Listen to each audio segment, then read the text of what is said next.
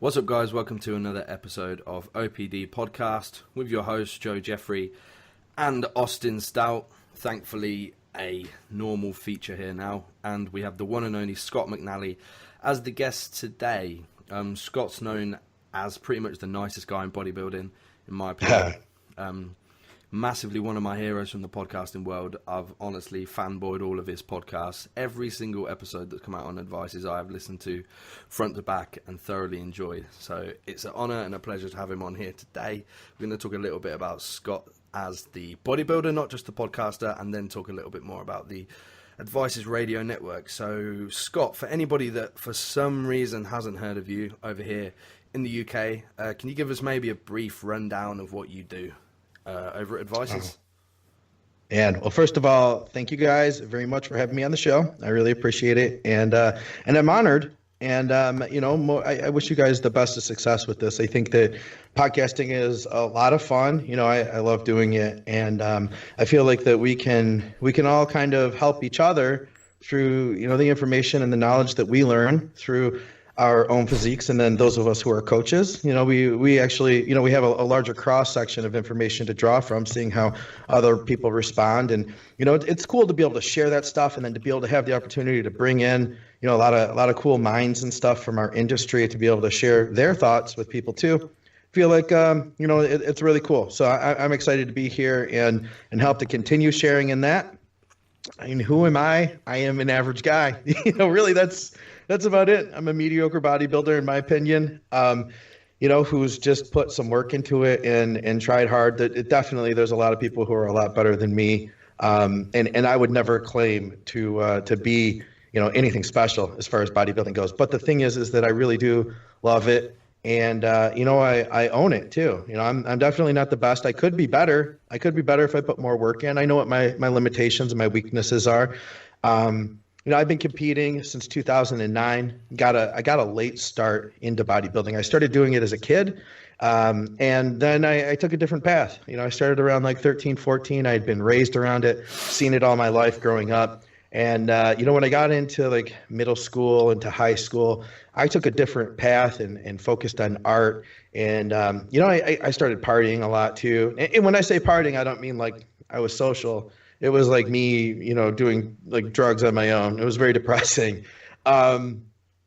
Eventually, around 30 years old, I realized that, I was very unhappy. And I look back at some of my earlier days, and I thought about how much fun I had with training and how much bodybuilding and exercise had done for me. And I thought to myself, maybe it's not too late for me to go back to that time. And, I stepped back and I took a different road, and I'm really grateful I did, because I've been doing it for over a decade now, every day of my life. And, man, my life has just gotten better and better. I'm in recovery. I don't use drugs or alcohol in any form at this point.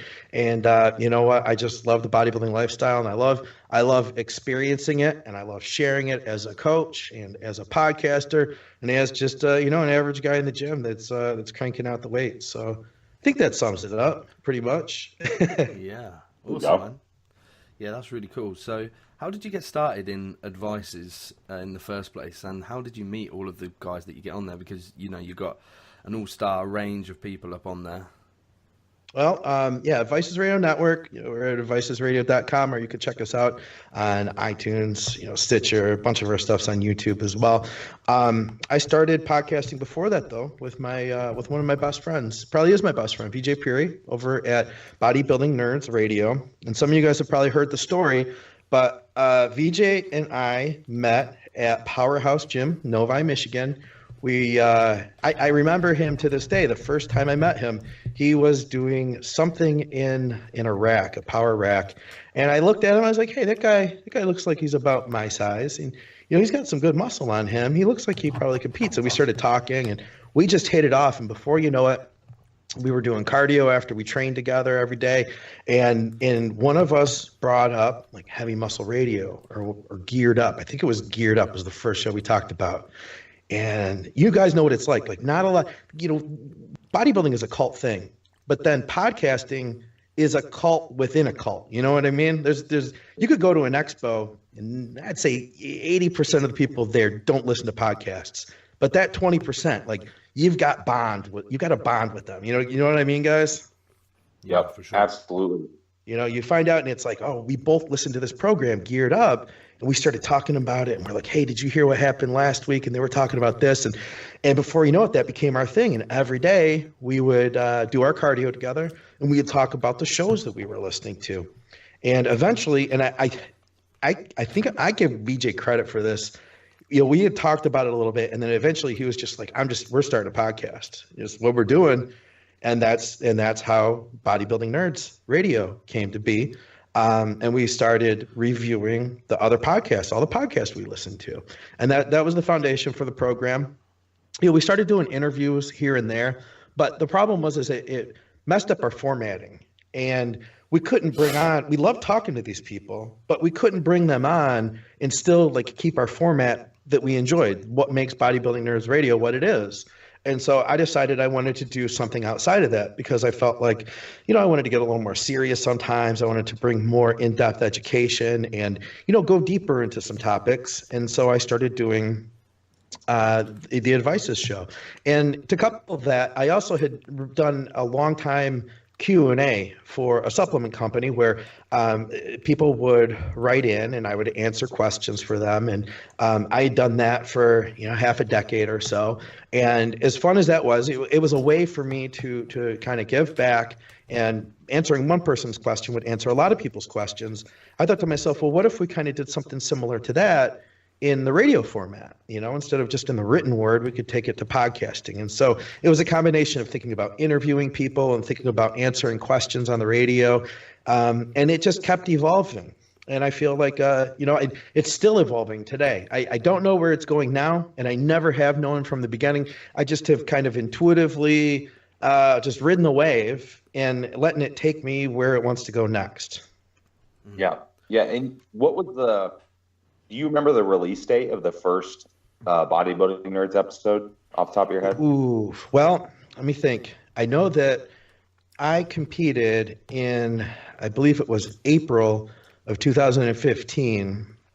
And I want to say that it was it was February, I believe. February of 2015 is when the first show came out. I believe we're 150 episodes in now. Okay, 2015. Yeah, that sounds about right. Because I think, I'm trying to think back. Yeah, that sounds about right. And I'm, the whole podcasting thing, I'm trying to really figure out. I was thinking about it before you came on because I knew we were going to kind of talk about it and its origins. I'm trying to think of what the very first podcast I ever listened to was. Probably, it was probably Heavy Muscle Radio. Okay. Probably because I can't think of anything off the top of my head. I don't know when that originated. It has to be. Oh my gosh. I mean, it has to be before 2015. I would assume. Yeah. I mean, well before that. I don't even know where podcasts originating or radio, bodybuilding radio originated. But that was definitely the first one that I listened to. And I used to listen to that every single week just because. I love that show. Yeah. Especially just for the entertainment factor. It was it was just entertaining to listen to. And then I discovered you guys in Bodybuilding Nerds of probably fall of 2015, and then you started endorsing the podcast that I was on at the time, and that was probably 2016 though when you started putting it on there. I bet. If I had, but and then since then it blew up. I want to say that probably 2000. I'm not even going to say 2016. I'm going to say 2017, especially, was the year of podcasting. Everybody started podcasting. But I mean, like you said, I don't know. The direction of it's kind of changed a little bit. I think there's been a lot of really good ones, and there's been some kind of other low quality ones that have kind of weeded out since then. So what do you think? I mean, personally, you review a bunch of podcasts, and what do you look at in a podcast when you review it? Because you guys have an eye for endorsing podcasts that you like, that are popular, that put out good information. So what is it that you like to see in a podcast before you would, talk about it on your show?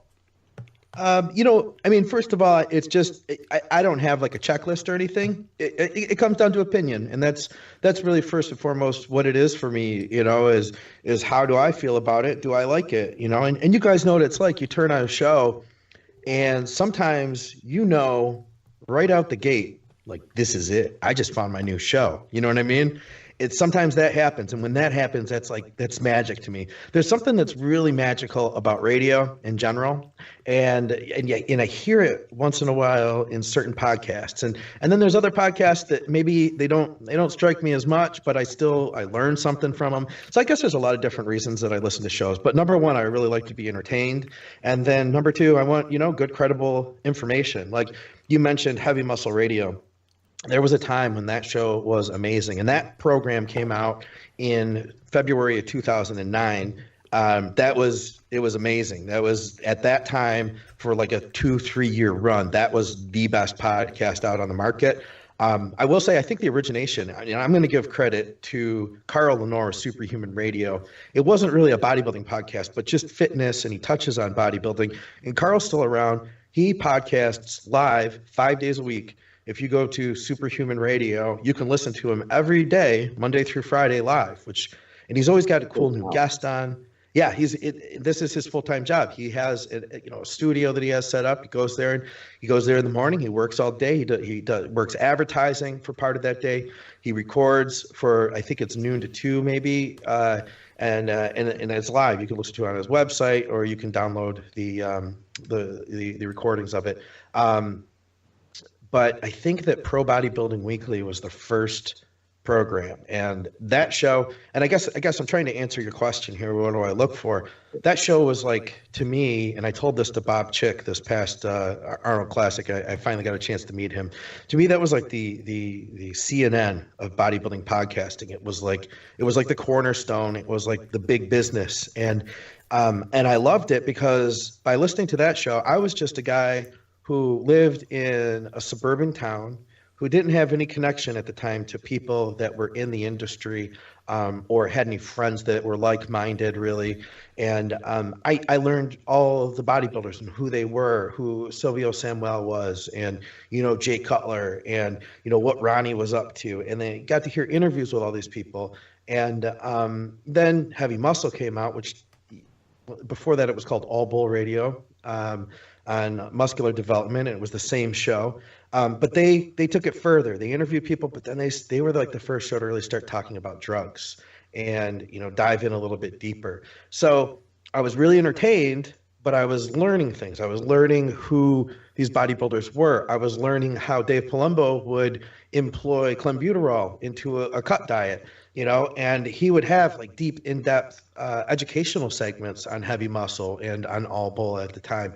They would have people on there like Pat Arnold talking about how a particular, pro hormone worked, all sorts of really cool stuff. And the other factor is I had a lot of time because I worked a blue collar job that allowed me to listen to my headphones all day. So I could just put this stuff on, be, entertained and educated all day long while I was doing that I didn't really care for, So I was getting to learn something and kind of build up my understanding of the sport that I love. So it's a combo. It's a combo, entertainment and education, I guess. Cool. Yep. I was always curious. I mean, because obviously, I think the radio personality, like the people that are on the show, that makes a huge difference, because all the people, all the shows that you endorse, everyone's well-spoken, easy to listen to, can enunciate. I mean, they can talk. I mean, you have guys like Scott Stevenson, he probably one of the smartest guys around, but, I don't want to say all the time, because sometimes he probably should dumb things down for some people, but he does his best. Right. He does a good job though. Somebody like me, I love listening to him. And I think that even somebody that doesn't know anything, or know much as a novice can still benefit, Yeah, absolutely. And I think, and I should note too, like with advices, I want to say that, who I am is really, it's not about me as much as it is about everybody else that's doing it, because it is a community. You mentioned Scott, and then, we've got Skip Hill, and S2H and various other people that come and go. You know, we've got VJs over there too with Dr. Steve Ogden. And these guys they all have just really cool information and educations of their own in various, areas of life. And it all kind of comes together to create this cool thing. And I guess going back to what I said too, earlier was like, I was this suburban guy who didn't feel connected to a community, but I could feel that way through the shows that I listened to.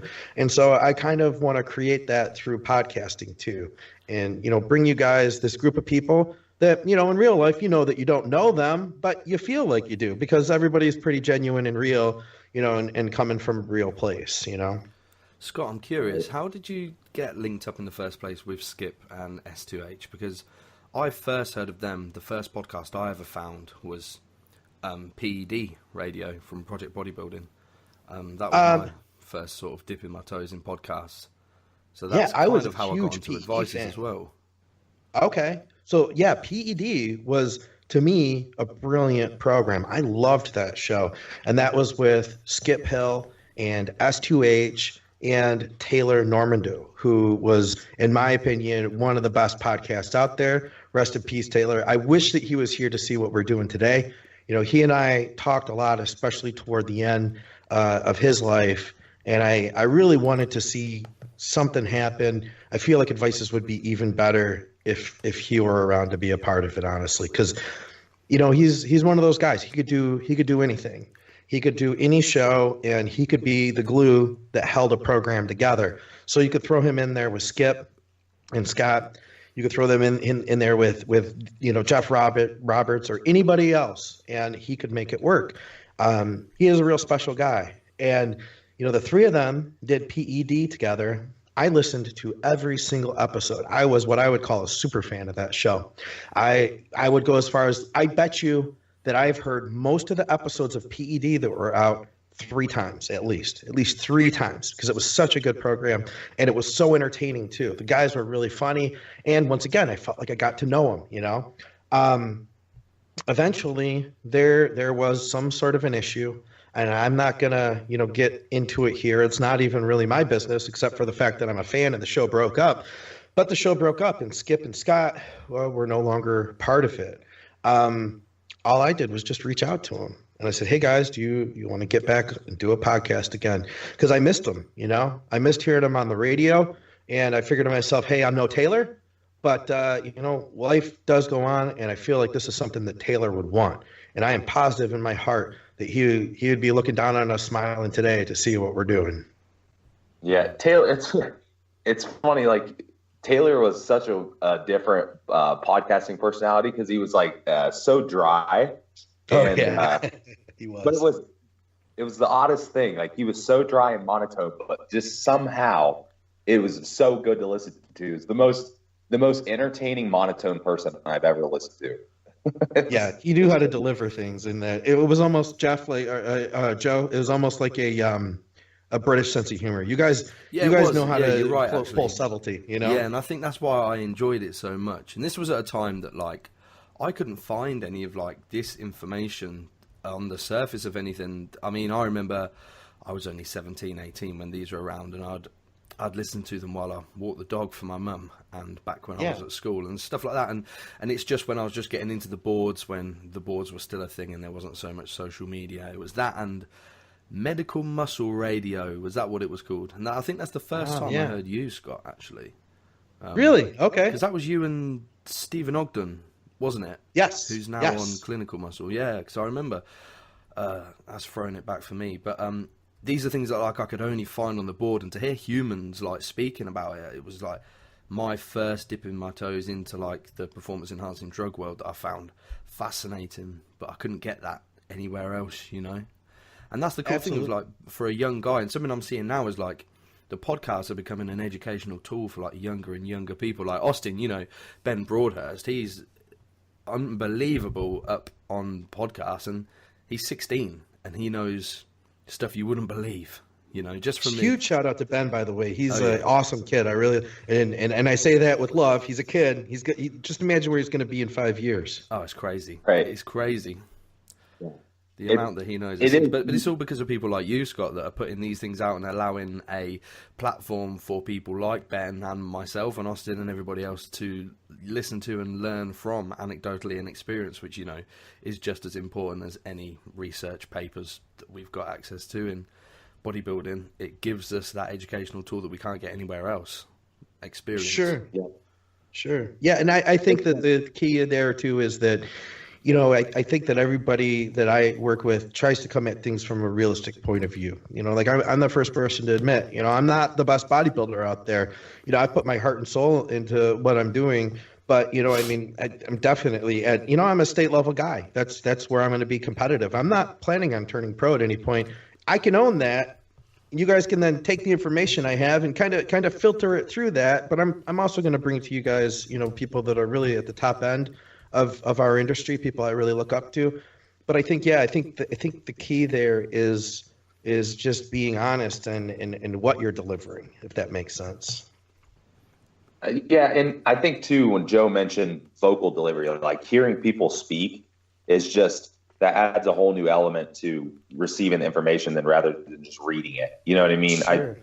Just because you can hear attitude and and you can hear you can just hear how people enunciate and how people talk. And it definitely, like, I know I could say a lot more and YouTube did this too, to an extent, although I think YouTube has a lot more, I think there's a lot more good podcasting information than YouTube information, but just in general, being able to speak versus typing something is, I mean, you can deliver 10 times the information in about a quarter of the time rather than, you know, so that to me is why I like podcasting so much. I mean, there's things that, like a lot of things that we'll talk about on podcasts, especially over the years, I'm like, man, I want to post about this. This is important. But then I think, okay, this is going to be a, 5-page post. No one's going to read it. So let's make it a podcast topic and talk about it for an hour. Yeah, that's a great idea. It's funny how short term our attention spans are, isn't it? Yeah. Oh, yeah. Well, I didn't think of that, but yeah, that's a completely different topic, I guess, kind of related, but yeah, I mean, just going on social media, and I've talked about this with people before, there are things that are better talked about there are things that are better talked about through video than through writing, just because we have such that instant click of information. We can get it whenever we want it. And no one's going to really sit there and read I'm not going to say no one, because some of us will, but a lot of people don't want to sit there and read a really long post or even read as many books as they used to. I mean, now we have audiobooks, now we have podcasts.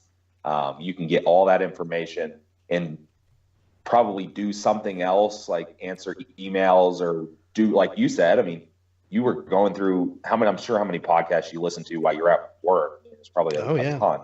Every day. Yeah, I'd listen to all the bodybuilding podcasts every week. Plus I had time for, Joe Rogan and stuff like that. Yeah, that's a good topic too. I mean, do you, as far as the entertainment value and just the personality, I mean, are there any other podcasts that you really like that you kind of, maybe picked up some things from? I mean, Joe Rogan's obviously, that has to be, I would say, probably the single most successful podcast out there. I don't know. He's right up there. Yeah. He's right up there for sure. I'm a big fan of Rogan. I haven't been listening to him in the past couple of years as much as I used to, just because I don't have as much time. And now, part of my day is spent editing podcasts. And while I'm doing that, I can't listen to something else. And the other part of it is spent working on people's diets. And I have a hard time listening to a show while I'm trying to think critically. Podcasts for me are better when I'm driving or cutting the lawn, doing cardio, stuff like that. But when I have to think critically, I can't really listen to a show actively, at least, especially if I'm going to put a guy in like Scott Stevenson. There's just no way I'm going to understand what he's saying. But yeah, Joe Rogan was really big to me. I like some of the comedy podcasts a lot.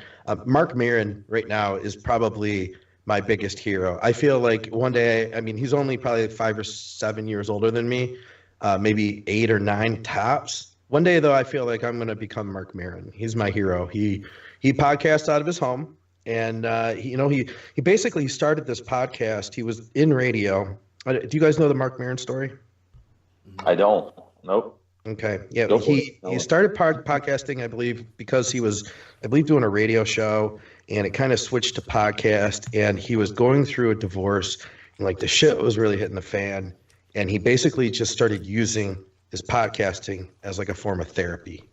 He was just putting his guts out there on the shows and bringing people on and talking about his problems, and people fell in love with it.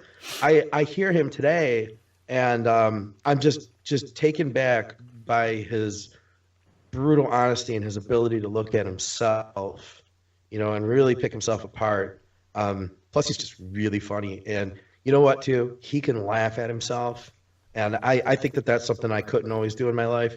I love the fact that I can laugh at myself today, even when it's not even like comfortable. I can recognize when I'm doing something that's like worth laughing at. So I'd have to say that he's probably my favorite outside of bodybuilding. And then there's some like other fitness stuff that's not quite bodybuilding related. Dr. Rhonda Patrick, I always jokingly say she's my future girlfriend. I love her. She's got the Found My Fitness podcast, and total nerd. I like her a lot. And I would love to bring her on one of the shows one day. I just feel like she's so much smarter than me. I'm kind of a little intimidated to ask her, to be honest. So talking about sorry, Austin, go on. No, go ahead. I was just reiterating that point. She is very intelligent. That's like one of the people that I actually could sit back and literally just learn from an entire podcast episode. For sure, I agree. Absolutely agree. Scott, I was going to say, talking about influence and who influences you podcast-wise, I mean, you've had so many influential guests on Advices over the time. Has there been anybody that you've spoken to that after the episode you've thought have had a really big influence on your life at all, changed anything, even within that short time of talking? Is there anybody that sticks out in your mind that's played a really big role in your life, influence you somehow? It's a tough one because I feel like I get it every day, honestly.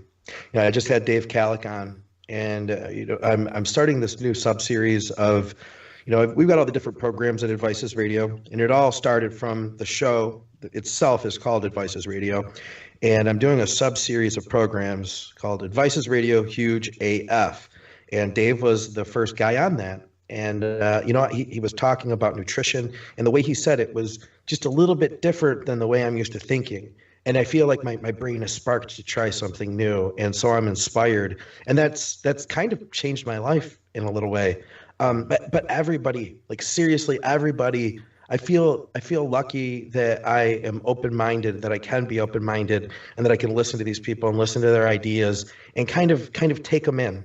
At the same time, I understand, anything anybody says, you have to kind of take it with a grain of salt. It's not the be all end all truth, but it is their truth, and they believe in, and it's gotten them to where they are today. And I look at everybody though. I think like, especially the people that I get to work with directly on a regular basis, like Scott Stevenson. I didn't quite get him at first the way that I understand him now, and the more I get to know him, the more brilliant he is to me. And people say it all the time, but I think, he is genuinely a really smart guy, but it's just the way he thinks to me that is very unique. And it encourages me to think differently. And, like everybody, all of them, I'm super inspired by Dr. Ogden. He went back to become a doctor later in life. He wasn't on that track from the time he was a little kid. He decided as an adult, like, I'm going to go back. I'm going to become a doctor of medicine, and that's what he did. So it's like, to think that he could do that, I feel like I could do anything. I look at my best friend VJ and look at all the things that he's done in his life. He was a practicing chiropractor, and now he's an independent business person who basically, he's real busy right now, but usually he gets to live his life exactly how he wants to. And that in itself, I think, should be a goal for all of us. Skip Hill, I respect him so much as a coach. He was doing online coaching before most of us knew what online coaching was, and making a good living at it. He's pretty humble about what he's done and his successes, which I think is really, really respectful. And I respect that a lot. But at the same time, though, don't be fooled. That guy is really smart, and he's probably dieted more people than the three of us put together. He's seen so much. and he's had so much experience. And you guys know what it's like. The longer you've done this and the more people you've dieted, the better you get, you know? And I just think about how long Skip has done it and how successful he is. And he's raised an entire family doing that as his business. My hat really goes off to him. Just everybody that I come in contact with, every episode, it changes me in some way. Yeah, I remember Skip and Dante on Intense Muscle. I remember seeing that and seeing online coaching and online services and thinking, what's that? And Yeah. imagine that now, where there's how many online coaches do we have now? It's crazy. Oh gosh, you couldn't even count, right? No, yeah, and I remember seeing that and thinking, how does that work? What's that? You know, back in the day. And yeah, talking about Intense Muscle, I completely get what you're saying with Scott Stevenson. I was a massive fanboy. I was one of those guys that signed up for Intense Muscle and never dare post anything because I was too respectful of the guys there. I didn't want to put any word on there, but I would use like the search bar and search, what was his username, like Humunculus or something. And Yeah, I'd read Homunculus, yeah. every single post that he's ever made on there, you know, up until 4 a.m. when you got school the next day, you know. So it's so great that these guys are still here now. I mean, I couldn't possibly credit them enough for how much I've learned off of all of these guys. So I completely understand what you're saying there. And to be in direct contact with them on the daily like you are, that must be pretty crazy. But I want to touch on what you said about VJ being able to live his life sort of on his terms, and that's how you feel everybody should be. I definitely agree with that, and I'd like to hear you talk about that more, and how you feel maybe just somebody who considers themselves more average, maybe they're in a 9 to 5 they don't really enjoy. Talk a little bit about maybe how you feel they could live their greatest life, if that's the sort of mantra that you live by. Yeah, that's a big one, and I think it's really scary to do. And you know, I struggle with it still in different aspects. I feel like I'm doing a lot better with it now, you know, in the last decade than maybe I had in the past. It's always an evolution though. I feel like there's always aspects of it that I could be better. I could be happier. You know, there's areas I could be happier, and I need to work on that stuff. And I feel like it takes a lot of courage to face those things. But you know, I had gone to school for art and photography, and for all my life I thought that was my goal from the time I was a little kid. You know, I thought I was going to be an artist. And you know, when I made the big life changes and decided I wanted to get into bodybuilding, I didn't know what I was going to do. So I started working this blue collar job, and in a way it felt like my life had ended, you know. And I think a lot of people can relate to that, because I was working a job that I didn't feel like I was really appreciated at. I definitely didn't appreciate the job. I feel like that, you know, a lot of times, especially in big businesses, the little guy gets taken advantage of. And, you know, I saw it, I felt it every day. And for me, you know, podcasting was part of that escape plan, you know, listening to those on a daily basis. But, you know, I felt like I wanted something more. And I knew that I didn't want to die this way, is what it came down to, honestly. I love that. Yeah, because I mean, think about it. Think about how short life is. Think about if you look back 5 years. And I think that we all have plans, you know. We all have things that we would like to do. You know, we can all sit around and say, hey, you know, wouldn't it be cool if we had this or if we did this? Then, you know, my thought is just do it. Because there's so much planning and preparation that goes into it, you know, that you can plan yourself right out of taking action. And so I think that a big part of it is just putting one foot in front of the next and getting better at it as you go. Know that you're not going to be perfect, you know. Just like the first time you step on stage, you know that this isn't your ultimate best. If you go into your first show thinking that you're not going to compete until you're your ultimate best, you're probably never going to make it up there. You know what I mean? But you accept that this is where I am, and this is the best that I can do, and you decide to do it. And then guess what? The first time you get on stage, you learn so much from it, you know? And you come out the other end a better person. And so I just feel like that it's important that we all challenge ourselves like that. I don't know. I feel like it was really hard to quit my day job because it was comfortable, you know? There was a lot about it that made me feel like I could rely on what was going to happen next. And to step outside of that, I didn't know. And so You know, there's a lot of uncertainty that you have to face, but I think that if you really are passionate about something and you really put your effort into it, and that's the key, like really giving your all, like ask yourself, be honest, you know, like, are you really putting in everything you can into this? I feel like that we can accomplish so much. Like I haven't, I mean, I feel like I haven't reached everything I could, but I feel like I've been pretty successful at everything so far, and I'm really pleased with it. For sure, man. Yeah, and I think people like... You know what? Sorry, Austin, go on. I was going to say, you know what's interesting?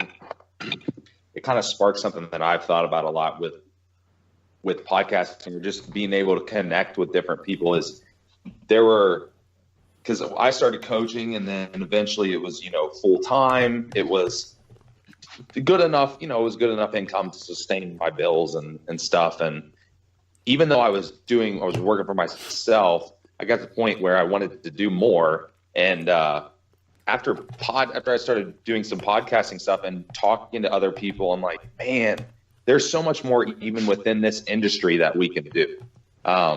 Sure.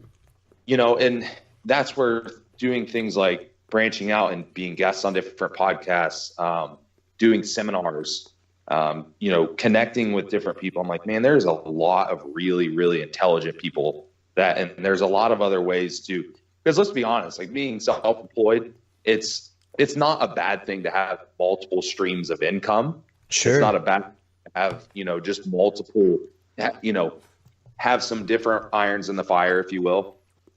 So the podcasting thing opened up a ton for me when it came to that. I mean, there's no way I would have connected with a lot. I mean, social media, of course, but there's no way I would have connected with some of the people and come up with some of the ideas. And because I was like, I'm someone that if I don't think something's a sure thing, I don't want to do it. You know what I mean? If I know that it'll work, I'll put 100% into it. It doesn't bother me if I have all those steps in front of me.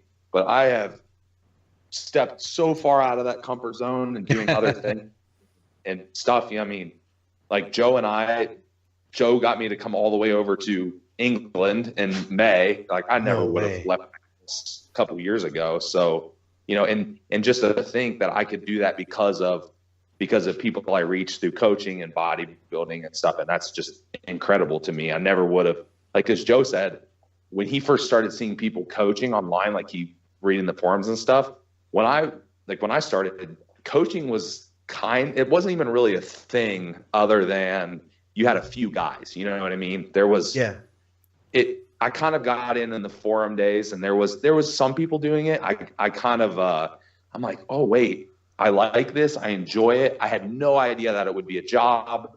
My parents thought that, they supported me and stuff, but they wanted me to go to school for something else. And, I got through, I'm like, holy crap, I'm making money at this.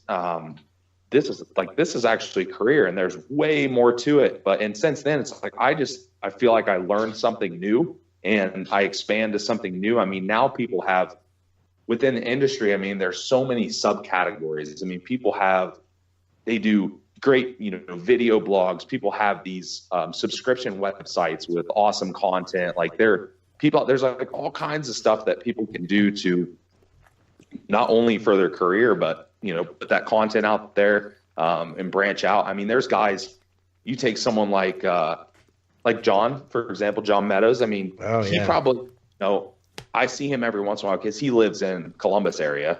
Yeah. So, if I bump into him, I don't know for sure, but I would venture to say that he doesn't really coach many clients anymore.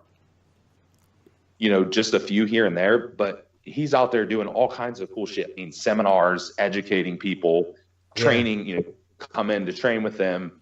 And I just think that it's incredible what you can do when you connect with people, and it's inspiring is the word I would use. Yeah. Yeah. And it's like you said, Austin, about podcasting specifically, because, I mean, when I think back, I don't want to talk about myself too much here, but it's interesting you said you went to school for art, Scott. I went to school for music. Okay. And I came out of school and went into music professionally. I did that for a couple of years.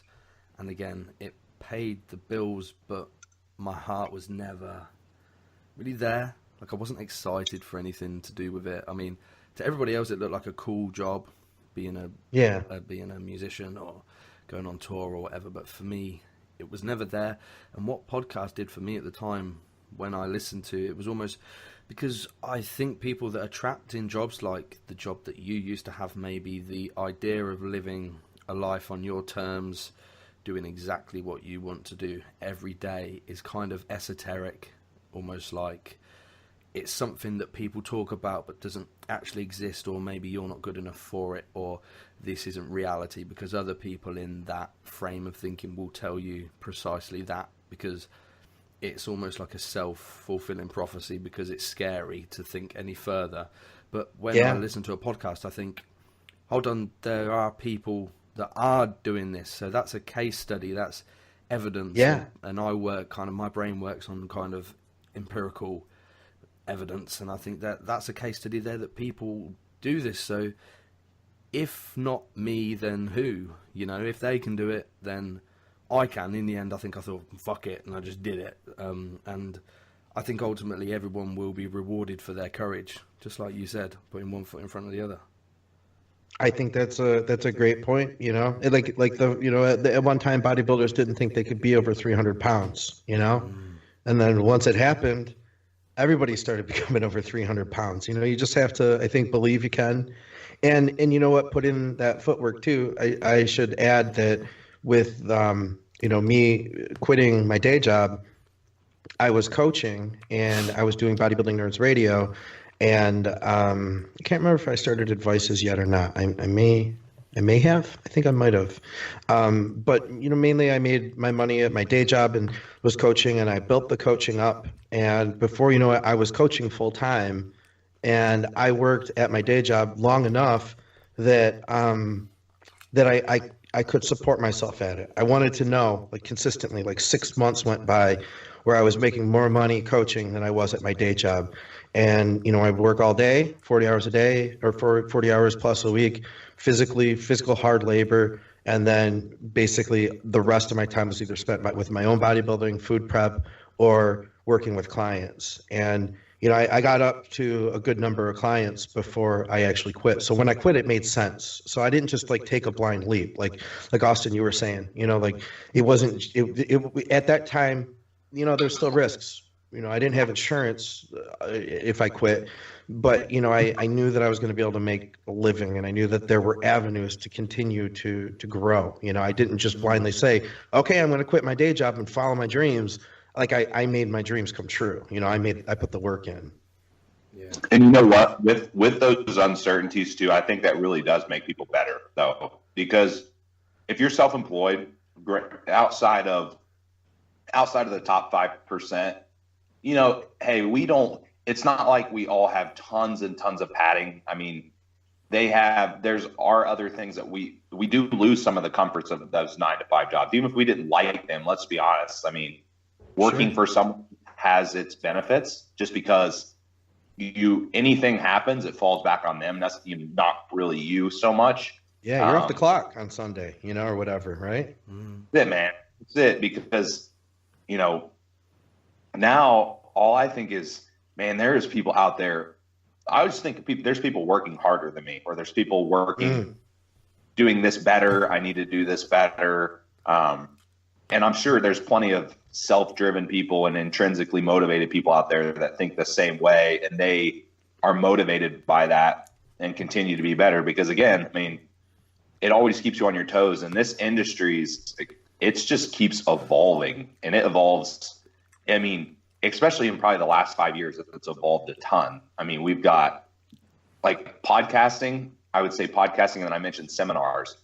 Those went from not really a big thing to now a really big thing. Sure. Yeah. Congratulations, by the way, on the seminar stuff you've been putting together, man. I saw you got Serrano at one of them, which is that's awesome. And I'd love to get down and see one of the seminars you put together at the gym there. He's a cool guy. I met him because he's my physician. So yeah, that's how I listen to your shows. I know this. Yeah, he's an interesting. He volunteered to, so he's a nice guy. He's one of those guys though that he's kind of a rarity. He doesn't have Facebook or Instagram or anything, and he's like really hard, kind of an enigma. He's kind of hard to get a hold of. Yeah. But obviously, like, he's been around forever, so his work speaks for itself. Yeah, really smart dude. Hey Scott, you should come to the next seminar we do down here in England after May. That would be cool. Oh, that would be fun. I've always wanted to go to the UK You've never and been? do like no, I've never been to Europe or the UK, anywhere over there. I've done a lot of traveling to Central America, but yeah, never out that way. It's been a dream. I want to do like a big gym tour, and I really want to check out MuscleWorks. I want to see King's Gym, Yeah. and I want to see Strength Asylum. Those are the places I really want to be. It's a shame you never got to experience the original temple. I used to train. Oh yeah, did you? I trained with Dorian twice down there, actually. Oh, no kidding. Yeah, Nice. yeah, it was cool. I was bought that for an 18th birthday present. And I Oh, came back, that's cool. I did back one time and I did legs the other. Yeah, and it was really cool training with Dorian. Yeah, for sure. Did it take you to like that? Did you? Okay, I feel lucky enough that I get to train with as Shelby mentioned last week. I train with him sometimes, and we're making it a more regular thing. By the way, that was a really cool show. Always good to hear him. I thought you guys had a really cool program together. When I started, I'm sorry. I said, yeah, that was a fun one. It was we had some cool topics. Yeah. When I started training with him, I knew what intensity was in my own mind, but I feel like it's something that can always be redefined. And, he's a really hard worker. And by training with him, there's just like an extra switch that he has. And I learned how to better access that. Just like we're talking about the guys who didn't think they could be 300 pounds. And after they realized that it was possible, more people became 300 pounds. Or, what is it, the 4-minute mile? Or is that what it is? Nobody could break that. And then once somebody did, everybody did. Yeah, I feel like that though I learned that intensity, something you can't gather through watching a video. You can't watch Blood and Guts and get that. But I wanted to know, being there and training with him, training with Dorian Yates, did that flip a switch for you? The thing is, I consider, I mean, I don't want to sound like an arrogant asshole there, but I like to get pretty nasty when I train anyway. And I feel like it wasn't so much an intensity thing, and it wasn't even so much training with Dorian, but there was something like in the air in that gym.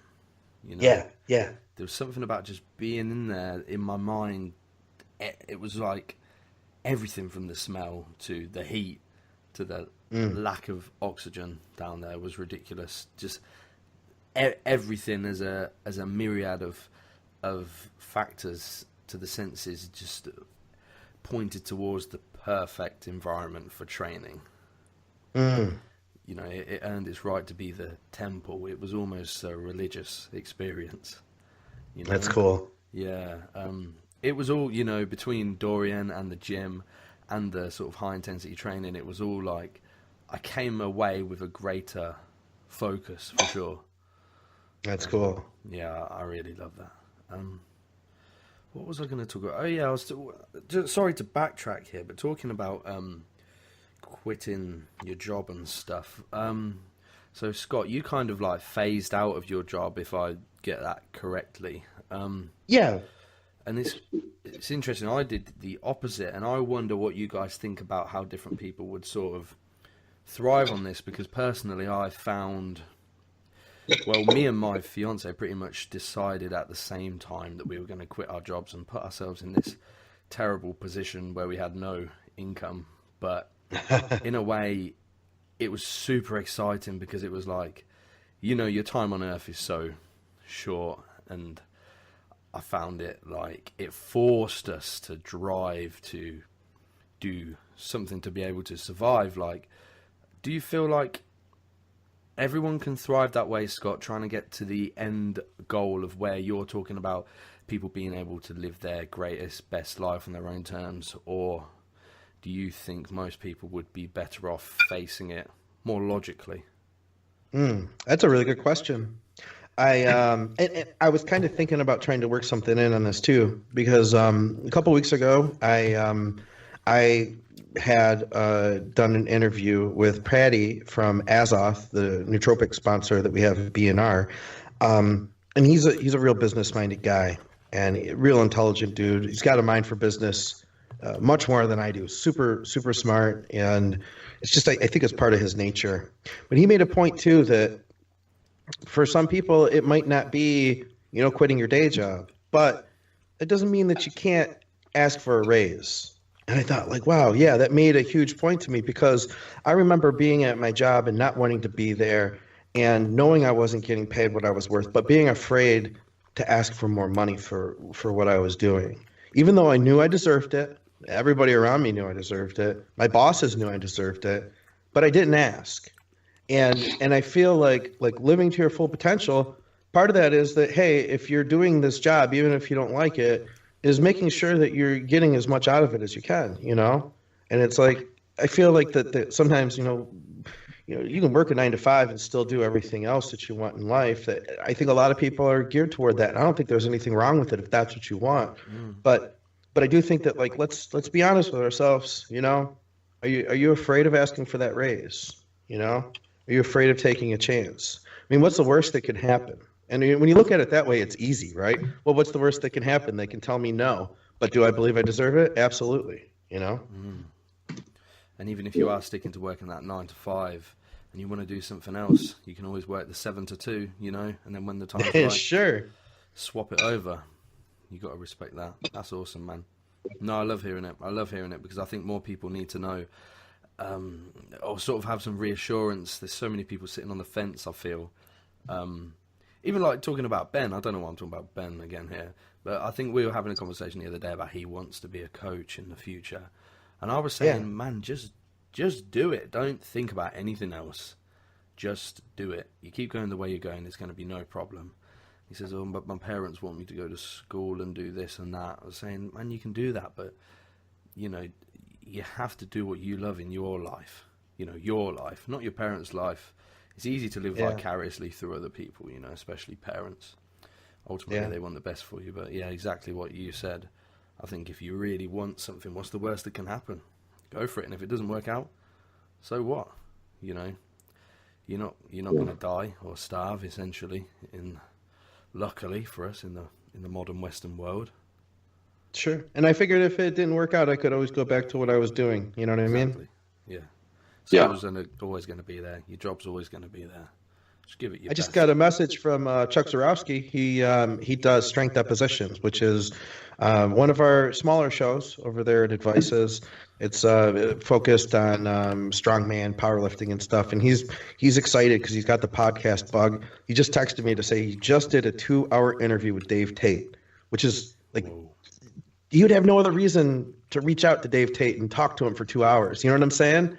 But he got this opportunity. I'm super. When I see that, I'm super pumped to see that he got to have that experience, and now he gets to share it with everybody through the shows. Yeah, I'll be listening. Sorry, it's got a side note. It just popped up on my screen there. No, Dave's one of them people I listen to talk all night. Yeah. Have you ever talked to Dave before? No, I never have. No, I've watched I've been inspired by him, watching him do like some brutal sets, just like crazy squats with chains and then a drop set and then like supersetting that with like, the, what do you call it? The why is my brain, not the hip squat. What do you call that machine? You hook the belt to your waist. The belt squat. Yeah. They have like a shark pit belt squat, they call it, I guess, over there. Yeah. But crazy. Dude, I tell you what, I got to train. That was probably my most fun I've ever had in a training session. I got to train with him and John, and nice. And this was probably before John trained with lots and lots of people. It was right around when he put out the very first Mountain Dog program, which was or one of the first ones that he put out publicly. And Dave is a character. He's like, he'll sit down and talk to you like, is not always that intense. I mean, you get to have a good conversation, but we went over there and trained last year. I think it was last summer too. one of my clients is actually, she does a lot of the editing for their site. So that was cool. She invites us over to train and stuff. But Nice. Dave was over there, and this was before his second hip replacement, because I think he had both hips done, Wow. if I remember. I remember distinctly that we're over there training back. I wasn't training with Dave, directly that day, but he was doing squats they were doing safety bar squats. Like the videos you always see, he's doing a lot of the safety bar squats with the box, right? And that's all that was just basically because he couldn't do anything else because of his hips. And poor guy. This was like a day or two before his surgery. And it's funny watching him because he would have, his briefs on and knee wraps and compression pants and like special shoes and a belt and like all this stuff. And it takes like 14 warm-up sets to get up to the working weight. And then I remember distinctly they had like 7 or 8 plates on the bar. It was an obscene amount of weight. Wow. He always puts on some kind of like 90s gangster rap and goes over to the chalk bowl, screams a bunch, walks up to the bar, and then he just, that video, he did a little short video the other day about just checking out during the set, just being somewhere else. Did you see that little one? I did. He put out. It sounds great. Yeah. Does a set, just brutal intensity, takes his belt off, has one of those little lever belts or, one of the Inzer belts, flips it off, throws it, and said, "Who the fuck needs a hip?" And throws it across the gym. And I just remember, I just sat there and watched the set. It just had to chuckle. I mean, of course, probably didn't matter since he was getting his hip fixed, but that's Dave right there. That's crazy. Like funny little story. So Scott, we're closing in on an hour now. If you don't mind, I'd love to hear a little bit more about you before we finish up here. You as a person, not just advices. Maybe what's going on with your bodybuilding goals at the moment. Are you working with anybody, and are you looking at any shows later in the year? Well, I competed most of last season. I had a lot of fun doing it. I hadn't competed since 2015. I took 16 off, and just to kind of establish myself business-wise. And then last year, it just was a big fun experiment.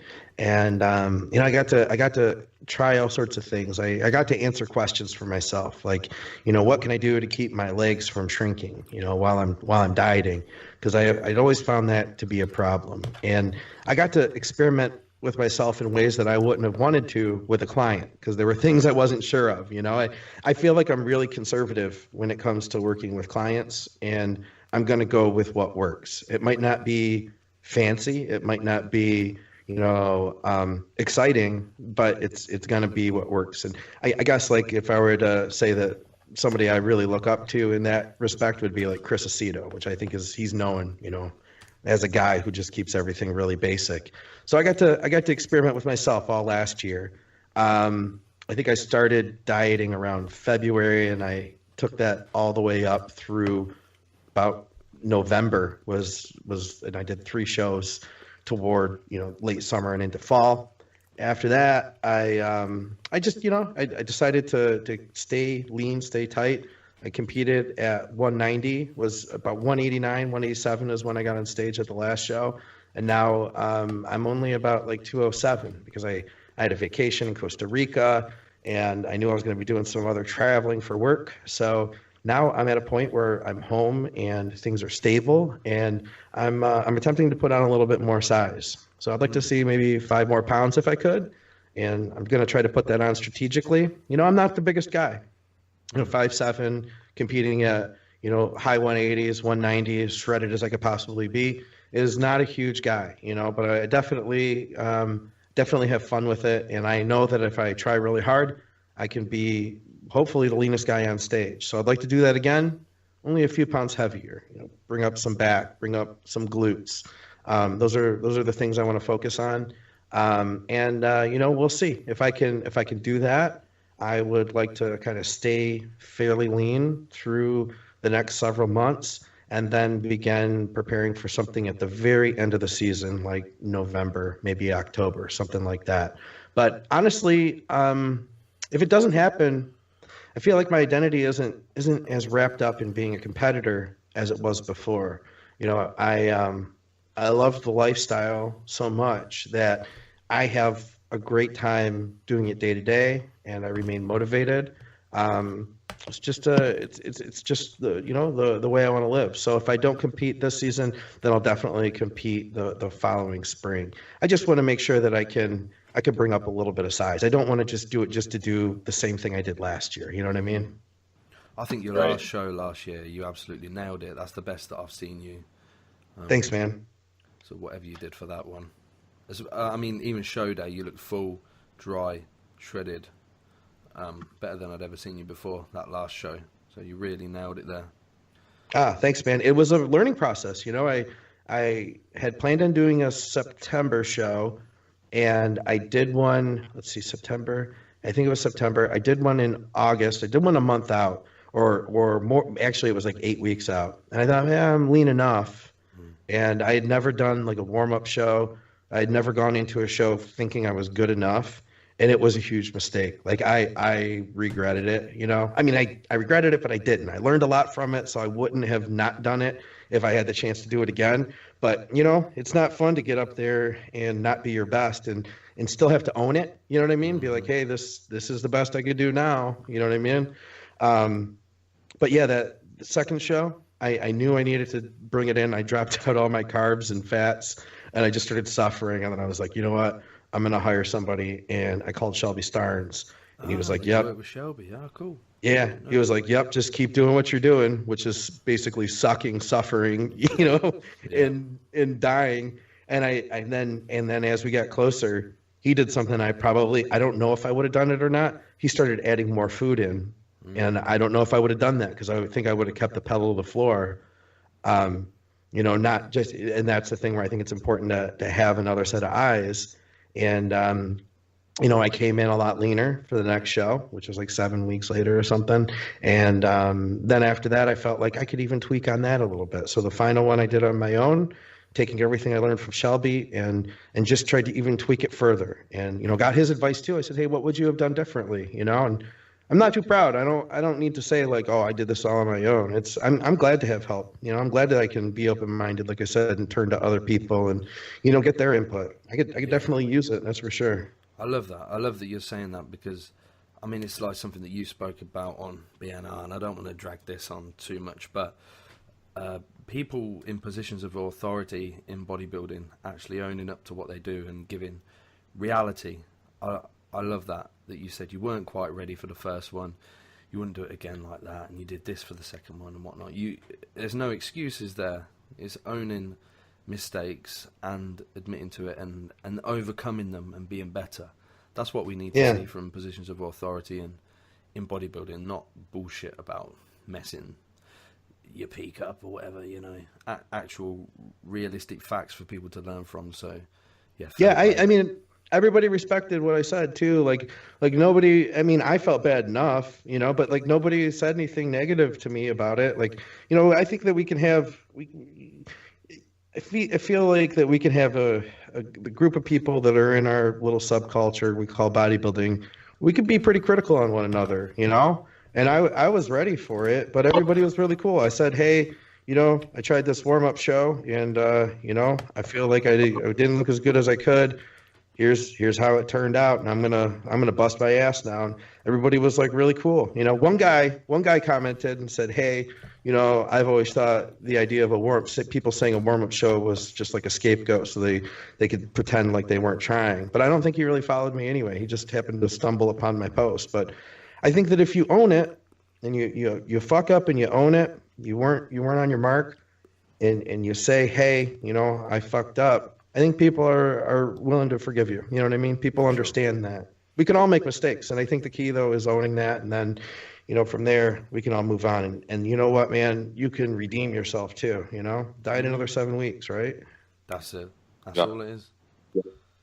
You got to be honest and open. People respect that a lot more than like the one thing that makes me cringe to anyone is that something happens and then, right, first thing you see is just a video on, whatever about all the excuses coming out. It's like, just just don't go there. That's only gonna bring negative attention to you, and people aren't really gonna respect that. People are going to call bullshit, you know. That's what's going to happen, and deservedly so. You know, at that point, you've brought it on yourself. I will say though, you know, something I've noticed that's different when you are, and you know, by no means am I what I call myself like the public eye, but I put myself out there. But I'm in, you know, people see what I'm doing, and I'm sure you guys can relate to this, Austin. When you do compete, do you feel a little bit more pressure now than when you were just like a nobody? Sure. I mean, not that we're not nobody still, but Scott, you're too nice anyway, man. No one can criticize you because you're too nice. People just you'd be surprised. A lot of people tell me I look like shit. Austin's seen it. Yeah, you guys just gotta be honest and open to people. Like I said, people will respect that, and you live and learn. I mean, if you compete 10 times and you look like shit all 10 times, all right, there's probably an issue. But you know, if you show up once and learn and move on and correct it, then you know, that's what it's all about. Especially condition wise, because anybody on the planet can get peeled. You know, fair enough. Massive genetic limitations of muscle bellies, insertions, or your ability to hypertrophy in general, but nobody can bring any excuse to why they weren't shredded. Those are one of the things, that's something you can control. Like, I get it. We can't all, you know, have muscle bellies like Dallas, but we can control that condition. So I'm definitely going to work on my own stuff. And like I said, I'm going to try to grow some muscle here. And this season I've got some really cool people that I'm lucky enough to work with that I'm really excited for. I've got, you know, I think my first competitor is going up in 3 weeks. It'll be a little less than 3 weeks now. I'm really excited for him. And then after that, things just, I'm sure you guys know, you know, the contest season is upon us. After that, it's just going to be one after the next. And I'm going to try to get out to some shows too. I'm thinking about going out to junior nationals because I'll have some people there that I'm really excited about, and it'll be fun. I don't feel like comfortable in-person coaching. Like if I go out there, I'll still be doing everything through pictures, but I still will be hanging out with them. I'll be looking down at my computer. I feel better that way. That's just what I'm used to, you know? I don't know. Are you that way, Austin? Yeah, it's hilarious you brought that up because, and I think the only reason I like that is just because I'm used to they take the pictures on the same camera, the same phone or whatever for 20 weeks. It's like, it's just different if I'm seeing them, and I will look at them in person, but I put a lot more weight on the pictures. And then, I understand. I totally get what you're saying. Yeah, exactly. So if I go out there, they'll still be emailing me, even if we're staying in the same hotel, and then I'll go visit them after, you know? Yeah, I get it. Totally. Nice. Cool. Well, Scott, I don't want to take up any more of your time. You're a busy man, but thank you so much for coming on. It's been an honor. And thank you guys for having me. Sweet. Cool. Thank you for having me. I really appreciate it. Come back on at some time, man. If you ever get a spare moment, we'd love you back. All right. And if anybody wants to check out my stuff, you know, you guys know where to go, advicesradio.com or Advices Radio on iTunes, Stitcher. I think we have some stuff on YouTube. We have the Advices video channel. It's not very active now, but I'd like to get some more stuff out there. I've been talking to some people that want to do more video, so I'm working on that. And bodybuildingnerds.com or Bodybuilding Nerds Radio on iTunes. You can get me at Advices Radio Network on Instagram or at Scott McNally 1.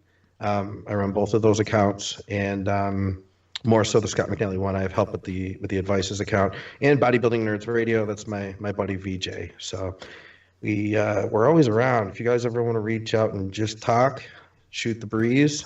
I don't really have a lot of time, but I probably will anyway. Awesome. Yeah, I'll put all the links below for anybody that wants to check out all of Scott's stuff. So it's all down there.